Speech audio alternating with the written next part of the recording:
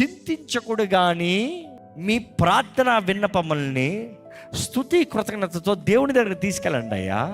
చింతించొద్దు, ప్రార్థన చేయి. సంగమా, ప్రార్థన చేస్తున్నావా? నీ పోరాటంలో ప్రార్థన చేయగలుగుతున్నావా? నీ విశ్వాసాన్ని ఎత్తిపెట్టి ప్రార్థన చేయగలుగుతున్నావా?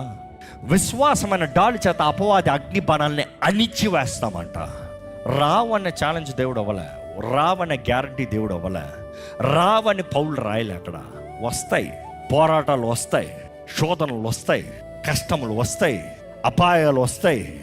కానీ వాటన్నిటి నుండి దేవుడు నేను తప్పిస్తానికి దేవుడు నీకేమిచ్చాడంటే ఇదిగో విశ్వాసం అనే డాల్ని ఇచ్చాడు.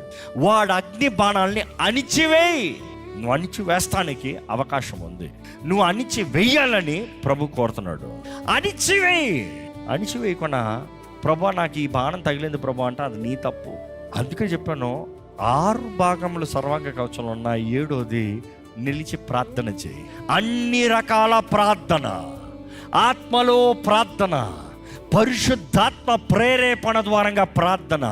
ఇదిగో మన బలహీనతలు ఎరుగున్నవాడు మన పక్షాన ఉచ్చరింప సఖ్యము కానీ మూలుగులతో కూడిన ప్రార్థన. ఇదిగో నీ జీవితంలో ప్రార్థన ఉందా?